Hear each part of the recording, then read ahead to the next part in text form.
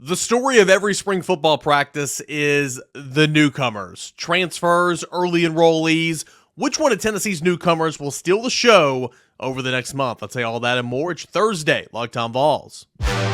You are Locked On Vols, your daily podcast on the Tennessee Volunteers. Part of the Locked On Podcast Network, your team every day.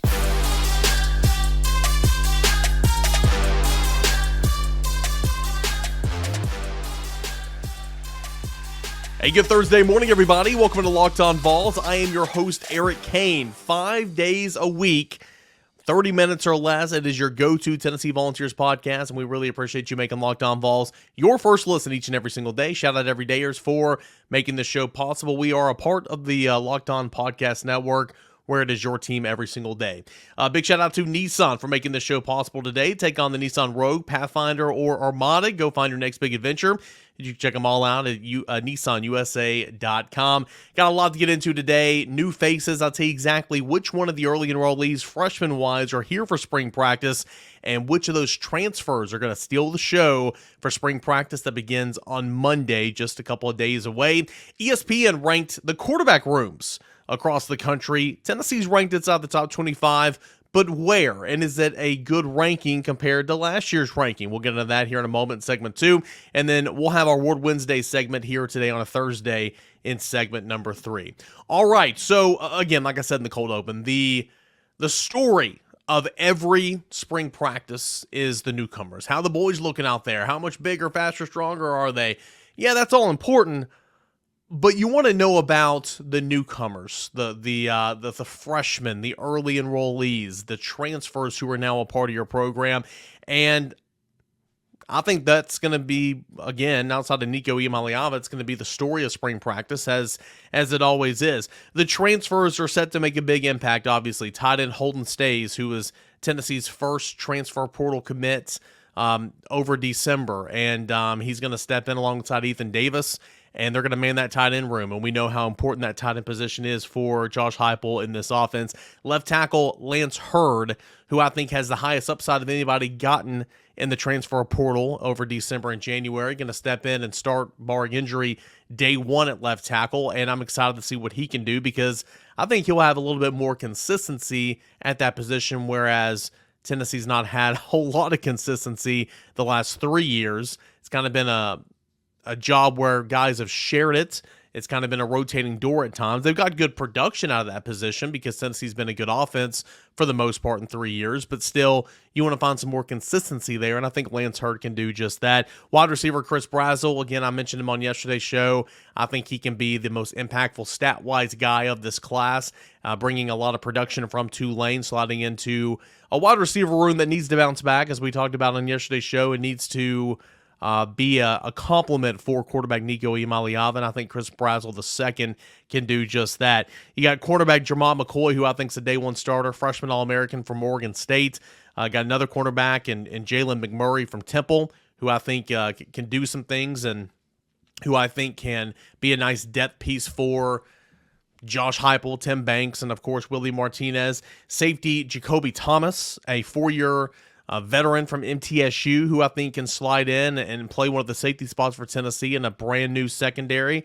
You've got defensive lineman Jackson Moy from Stanford, who, again, I will always say I think his impact will be felt more in 2025, but you're adding to that rotation on the defensive front. The Rodney Gardner likes to play 10 to 12 guys, experienced, and just another body to plug in there, and I think that he's got a high upside. And then finally, tight end Miles Ketzelman, who does not have a whole lot on his resume, was not a big-time factor for the Alabama Crimson Tide. But when you're talking about a tight end room that just doesn't have a whole lot of numbers, you need another body. And right now, that's all he is, but hopefully his role can grow even more than that. So that's kind of the transfers. And I do believe Lance Heard, huge spring for him, getting adjusted to this offense, to the pace of this offense, because he's going to be a player for Tennessee on that offensive line. Holden Staes, enough said again. The tight end position is so critical for this offense. Same thing from Lance Heard for Holden Staes. Huge spring practice for Holden Staes, and of course some of those other guys as well. Now let's get to the new faces in terms of freshmen. Tennessee, of course, signed 21 players, a part of the signing class, and not all those players are going to be early enrollees. Not all those players are going to be a part of spring practice. So we'll open this up, and I'll tell you exactly who will not be a part of spring practice and is set to enroll in June in the summer term for Tennessee. Offensive tackle Bennett Warren, who, in my opinion, is the best offensive lineman of this class, who I think could be a starter. Not this season, but probably next season if he comes in and works. He's going to be behind the 8 ball a little bit, but because it's not going to be a Darnell Wright situation where he's got to play the first time he sets foot on campus. And Darnell Wright was a summer enrollee that year coming into prior to the 2019 season. It's not going to be that type of situation, so he has a little bit of time. But I like Bennett Warren a lot, but he's not going to be here until June. Jordan Ross as well. On3's highest rated Tennessee signee, the 5-star who balled out at the Under Armour All-American game, who has just continued to see his stock rise and rise and rise. I think he's going to be an absolute player, and I think that he can have a small role in the defense next year, but he's not going to be here until June to kind of go ahead and earn that spot. Jamal Wallace, another defensive lineman at a junior college from the state of California. He won't be here till June. Carson Gentle from Macaulay High School here in Tennessee, down in the Chattanooga area. A lot of those private schools don't allow kids to graduate early, so he's not going to be here until June. Jordan Burns, linebacker from Pace Academy, he won't be here until June. And then Cole Harrison, the late commit on the night before signing day out of California at the tight end spot, he will not be here until June as well.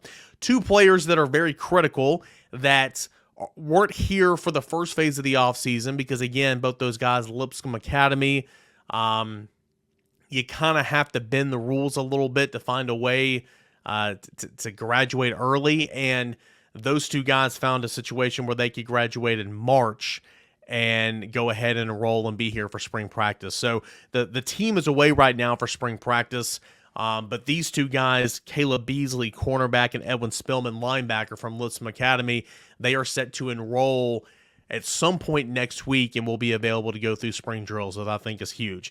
And then the players who are going to be here, the true freshmen who are going to be here that need to get off and start their Tennessee career off on the right note. Quarterback Jake Merklinger, wide receivers Mike Matthews, Braylon Staley, safeties Boo Carter, Marcus Gorey, offensive linemen Gage Ginther, Max Anderson, Jeremiah Hurd, Jesse Perry, and William Satterwhite, defensive lineman Kellen Lindstrom, and safety Idris Farouk. And a lot of these guys were already here for bowl practices. So, and again, came here for bowl practices, went home for the Christmas holidays, came back for practices, were with the team during the Cheez-It Citrus Bowl workouts and practices, and then have been here, obviously, since the start of the new semester. So they kind of know the lay of the land, and they've already gotten a little bit of a head start.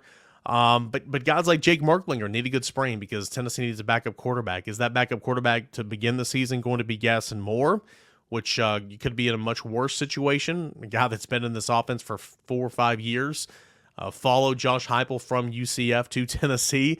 He could teach a master's class on this offense, and that's Gaston Moore. But Jake Merklinger, obviously the skill, the potential is much higher than that of Gaston Moore. So Jake Merklinger needs to come in here and prove that he is capable of serving as that backup quarterback to Nico if something were to happen, a helmet pop off, an injury, whatever. So a big spring up ahead for Jake Merklinger. We've talked about Mike Matthews a lot. And what is a crowded wide receiver room, I think Mike Matthews can really stand out. And I think that he did that a little bit during bowl practices as well. You heard a lot of the rumblings coming out of bowl practices was, Boo Carter, Mike Matthews. Some of these guys really did well on the Seattle team and got some team reps as well. And I'm intrigued to see how much Mike Matthews can push some of those veterans in the wide receiver room when that group needs to bounce back, obviously. And then, of course, safety Boo Carter, who I think will play nickelback in this spot. And, depending on the health of Jordan Thomas, which is always a critical thing to be paying attention to, man, Boo Carter could play a lot as a true freshman. And I already think that he's going to return kicks and return punts for Tennessee. He's a playmaker. He is dynamic, and he's another guy that's already been here and done that a couple of times throughout the bowl practices in the month of December and all that. So I'm watching those guys, Boo Carter, Mike Matthews, Jake Merklinger, in terms of the freshmen. And I'm sure that all you guys are watching some combination of those guys as well. Kellen Lindstrom, who I think is vastly underrated, needs to put on a lot of weight on the defensive line. He'll play that strong side defensive end spot, that 5 technique. I like his game a lot. He's been here a while as well. And then Idris Farouk, who nobody really talks about, but is just kind of just a football player, hard-nosed football player that loves contact.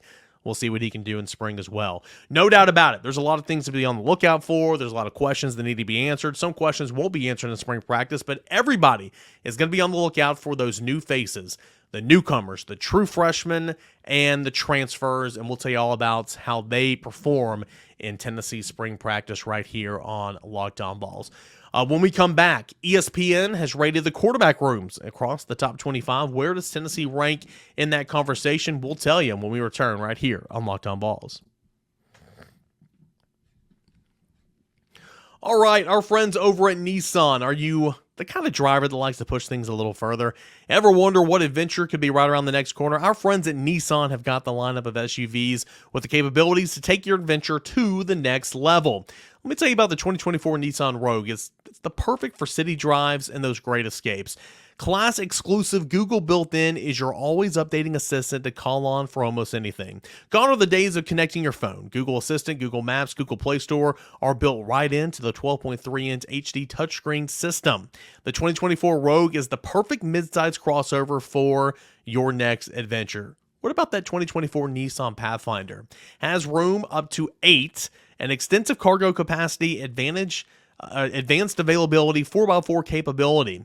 With 284 horsepower and up to 6,000 pounds of towing when adventure calls, the Pathfinder is there to answer that call. Take on the Nissan Rogue, the Nissan Pathfinder, or the Nissan Armada and go find your next big adventure today. You can do that over at shopnissanusa.com. Again, that is shopnissanusa.com.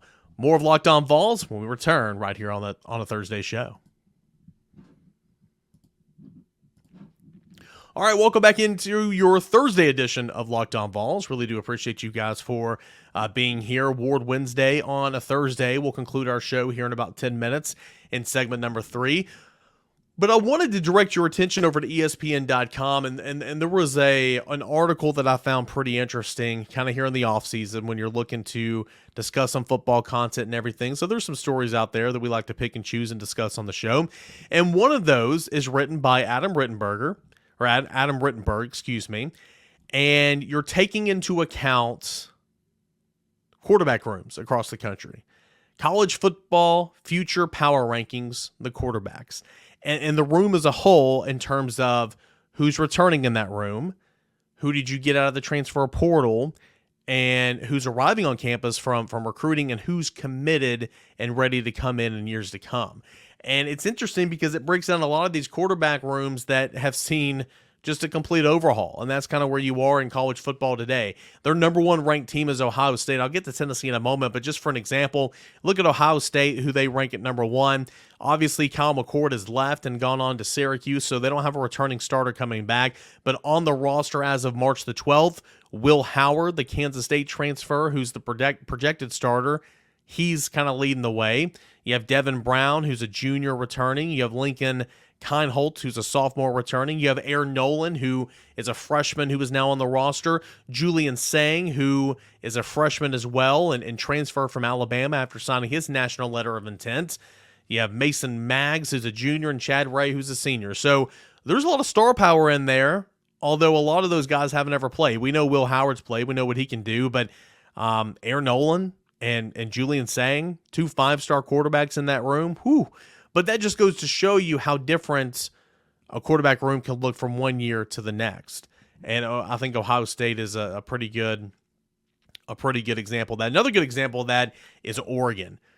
Obviously, Bo Nix is gone, going to the NFL draft, so a returning starter is not there. And they found so much success with Bo Nix that Oregon decided to dip in the transfer portal not once but twice for its quarterback position, bringing in Dylan Gabriel, formerly of UCF, formerly of Oklahoma, now at Oregon. We know what he can do. And then Dante Moore, who we discussed when we revisited the class of 2023 stat quarterback room on yesterday's show.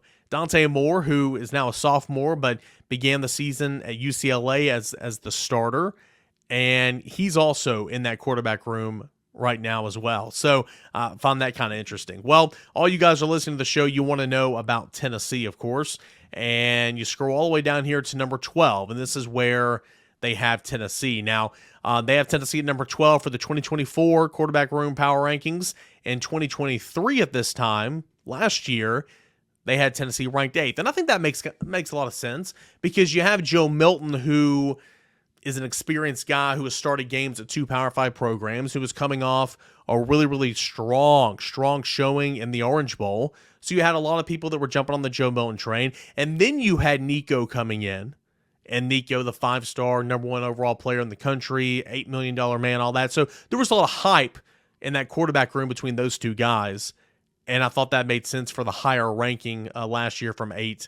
But now Tennessee's at number 12. Returning starters, none, obviously, because Joe Milton's graduating. But on the roster as of March the 12th, entering spring practice, we know this. The quarterback room is Nico Iamaleava, who's a redshirt freshman, Gaston Moore, who's a redshirt senior, Jake Merklinger, who's a true freshman, Navy Schuler, who's a redshirt senior, Ryan Damron, who's a redshirt freshman as well.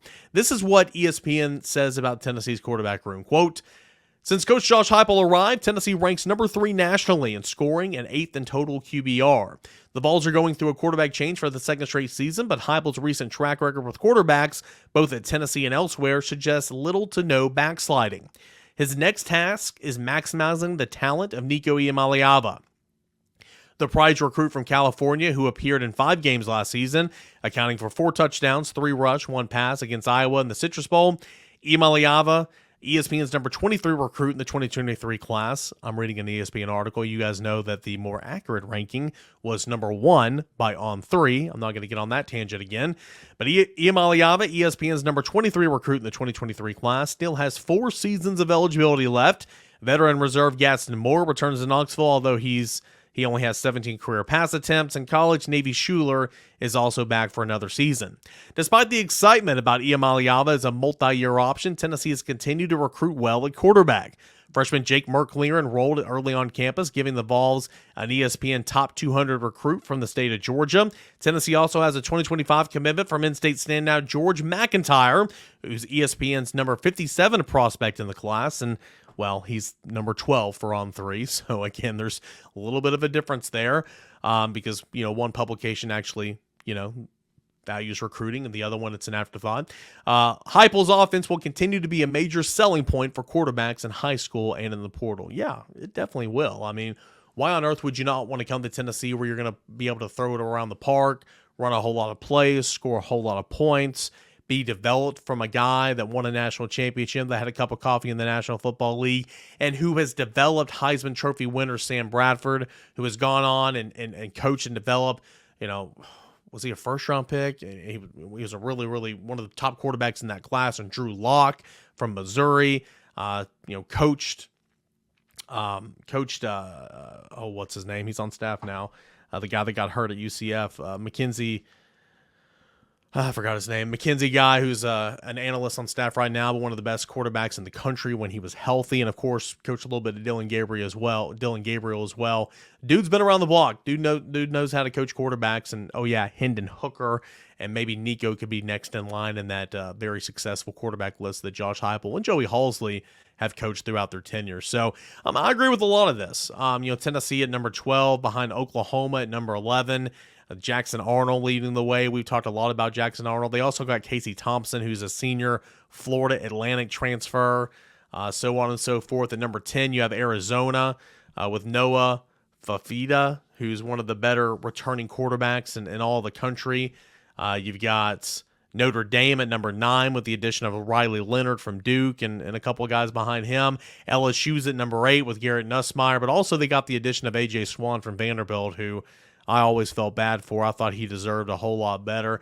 At number 7, you got Ole Miss, Jackson Dart, Walker Howard, a sophomore, a couple other guys in that room as well. Alabama's at number 6 with Jalen Milroe, Ty Simpson, Austin Mack, Washington transfer Dylan Lonergan, and redshirt freshman Cade Kuruth. At number 5, you have USC. At number 4, you have Georgia. And remember when Georgia used to have 4 scholarship quarterbacks that could start a lot of places in the country? Now that's just down to 2. Carson Beck, of course, is back for a senior season. Gunnar Stockton now is in that room, as you saw, a couple of these guys already leave, and, one of those is now the starting quarterback at Kentucky.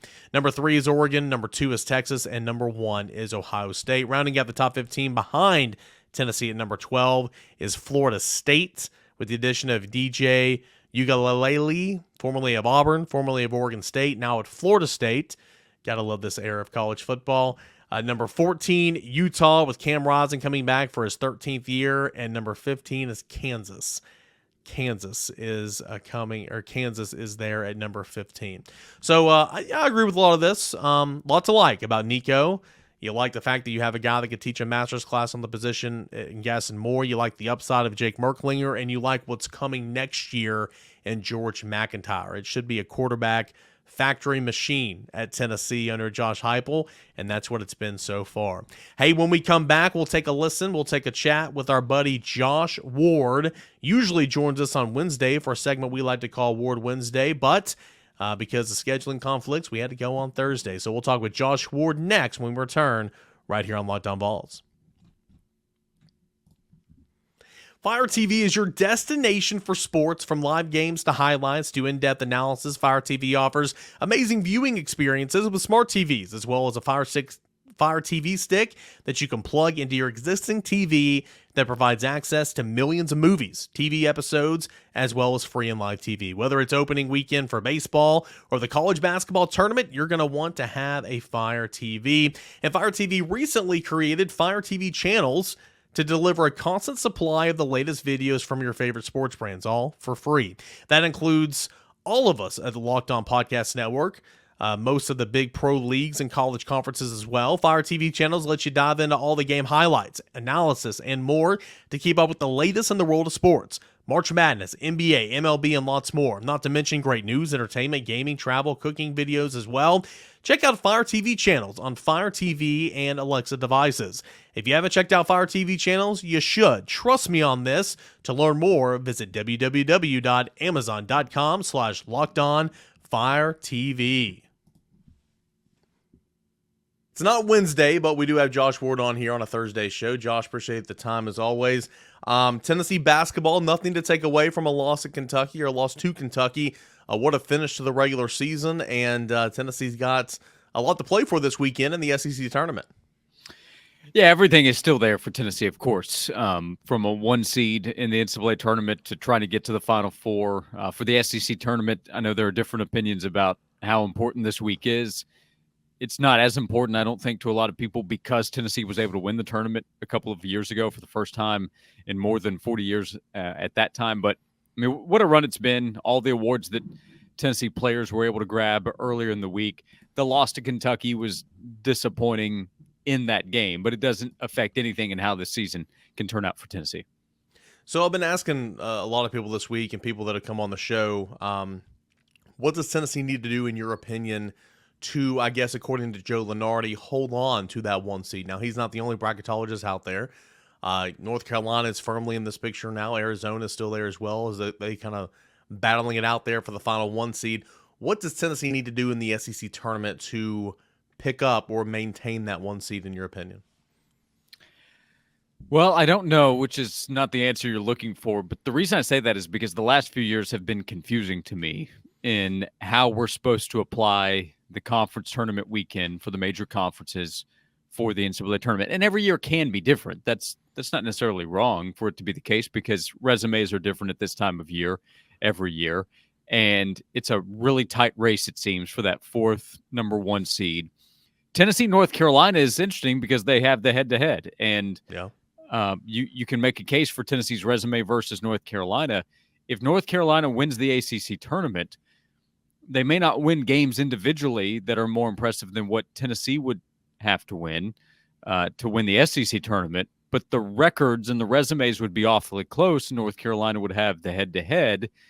We just went through a Tennessee-Alabama football head-to-head debate, right, a couple of years ago at the end of the 2022 season. And in Knoxville, everybody's opinion was, well, head-to-head's got to matter here. So North Carolina had the home court advantage, just like Tennessee did in football 2 years ago. So you're asking, what does Tennessee need to do? My guess is that Tennessee might need to get to Sunday And if North Carolina wins out in the ACC tournament, Tennessee might need to win the SEC tournament to be able to get that 1 seed. But I don't know, because it seems like it's an unpredictable race year in, year out, even if we try to come up with the results ahead of time. Yeah, it's very hard to predict, that is for sure. Do you think we media fans are making too much of the 1 seed narrative? I said on yesterday's show, like, I think it'd be really cool if Tennessee was a 1 seed, but I don't think it's the end of the world. How much stock should we be putting in Tennessee being a 1 seed? Or are we making too much of a big deal about it? Well, I think some people might. I don't think it's a big deal personally. To be a 1 seed would be great. If you can be a 1 seed and go to the Final Four, well, that just adds to the story. Hey, the first regular season SEC championship in 16 years, second in almost 60, to then get the number 1 seed in the NCAA tournament for the first time in program history and go to the Final Four for the first time in program history. There's no question what the greatest team in Tennessee basketball history is. It's this year's team. I mean, that's running away with it at that point. Yeah. But if they get the 2 seed and go to the Final Four, they're the greatest team in Tennessee basketball history. So the 1 seed would just be an addition to the storyline. If they're the 1 seed and don't get to the Final Four, that's what's going to bring into a lot of question. We never know what the matchups are going to be once you get to the second weekend, once you get to the Elite Eight. There's a chance that being a 2 seed could provide the better route to the Final Four than the 2 seed. As a 2 seed, they would most likely have to face one of those tough number 1 seeds that we've talked about, Purdue, Houston, or UConn. But we don't know that that's the case, just like we don't know Tennessee would face Arizona if that's the 1-2 matchup in the West. So that I think is where we can be spending too much time on it, because we just don't know what the games will be. And once you get there, you have to expect to play a really good team, whether you're a 1 seed or a 2 seed, to make the Final Four. But if you want a 1 seed, if you want to say, hey, Tennessee did it for the first time ever, there's nothing wrong with that at all. All right, Coach Josh Ward, how do you get Santiago Vescovi going offensively? If the question is how do you get him going offensively to take and hit more shots, I don't know that you do, other than continuing to reinforce, we believe in you. If you get an open shot, we want you to take it. You've hit a lot of those shots. You've hit more threes than anybody that's in the SEC right now in your career. So if you get it, take it. But that hasn't appeared to be his mindset a lot of the time. A lot of it has been, okay, how do I flow within the offense to get the ball where it needs to go to get a good shot? And often that's trying to get the ball to Dalton Knecht for him to get what is his best shot. So, yeah, at this point, there's no way I have a better answer than Rick Barnes or his assistant coaches on how to get Santi to be more confident in taking his shot, to be more willing to fire away within the flow of the offense. I still think we can point to so many things that he does well to help Tennessee. Late in the Kentucky game, he took a look at the basket, decided not to shoot, instead passed into the paint to Josiah Jordan-James, who went up and got fouled, and 2 free throws that were valuable at the time. That's probably right basketball play in that moment. So doesn't mean he's not making good plays, but at some point there will probably be a time in the next 3 weeks where Tennessee needs him to at least knock down a couple of outside shots behind the 3-point line. We'll see if he does. All right, Josh, and last question I'm going to ask you here today. Spring practice is coming up on Monday. It starts on Monday, spring break this week. They'll return to campus, have team meetings, and then spring practice.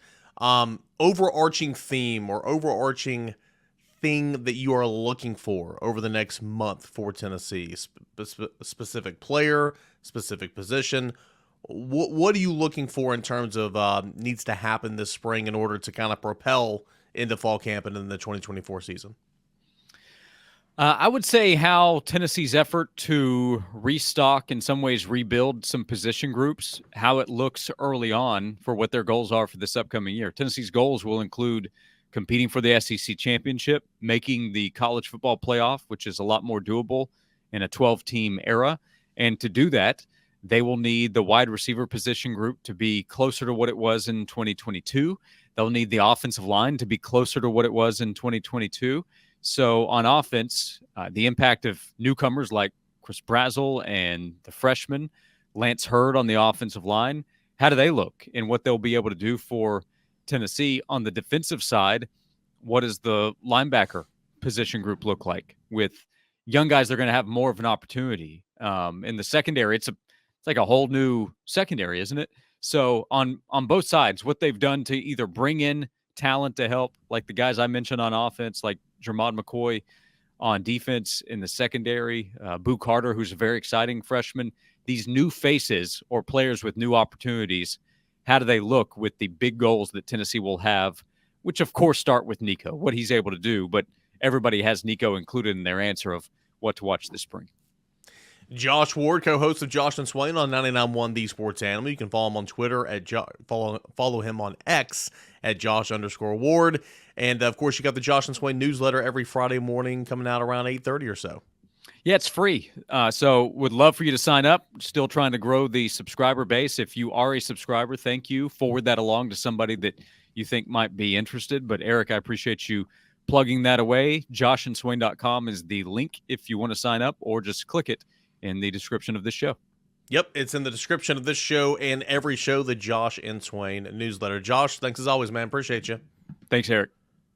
All right, that is going to do it here for this edition of Locked On Vols, your Thursday edition. We'll have plenty to get you set for Tennessee and LSU or Mississippi State, Tennessee in the SEC tournament. We'll talk hoops, all coming up on a Friday show. Plus, we'll continue to look ahead to spring practice that begins on Monday morning. All that and more, 30 minutes or less every single weekday.